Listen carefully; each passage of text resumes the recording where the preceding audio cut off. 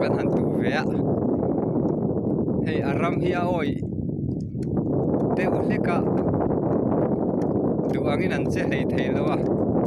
ti chuan so ti son han son phenga so baw ni so pathinga nga masir masaber so chak takin a chowanga ti chuan he tin chuan an let thei lenga ti chuan he te an son le don ani ti chuan hei a then te chu hei a oi dewa ten kala hei lo oi an la mang thiam wa lo ni don hi he thian ta tang hian an son phei ve la lawanga ti hian ti khain panin pezel ta noim tha mami te bu bi chi a hian rapa ti chuan bu bi tok chin an kal zela ti chuan he ti hian an let thei le don ani anom na hian hla de uleka lo hi chuan bu tu thalak hi anuam lawa a fel thei lawa man lai chuan ti hian lom rual som thum hian hanin loma hui ha hei ha lengi man tuak ka tuiral tak nial don ne an tia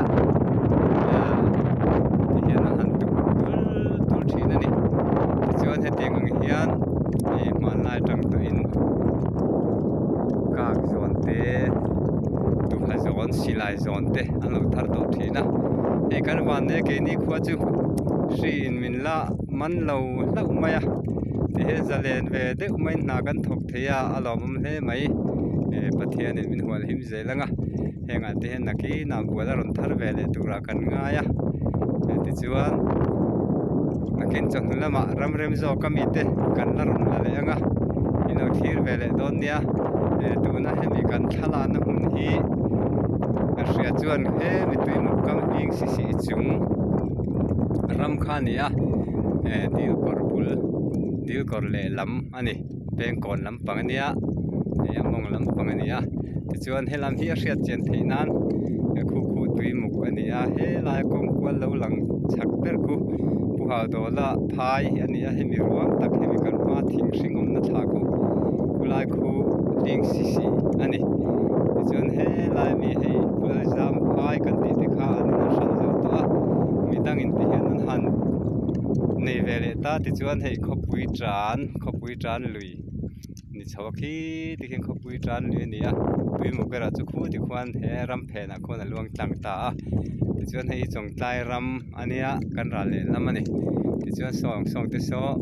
nak tu lama ten la tu le tu te nia ti chuan helai hi ke ni no nia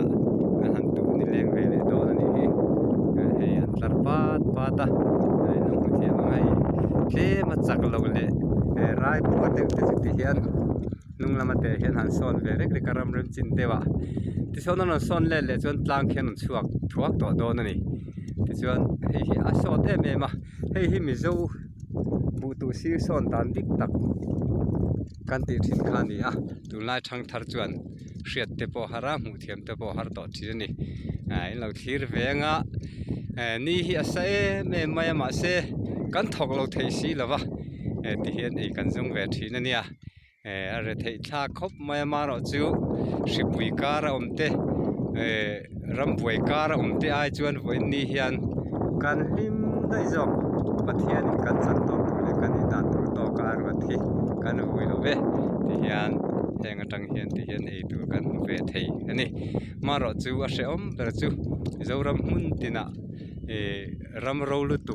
khoro lu tu ka kan han om hi tui awanga tui harasa chuan ti hian nakin chon hulama chuan kan la le chuan ram ma kan la tonga an mingte an ni na te kim chang tangin an tar lang to ang chuan lo thir ve phot mai ulti son thleng phei tre to an on let le huna chuan khimi wa lo chin tlang khi an chuak to don ani hian lo thir ve don nia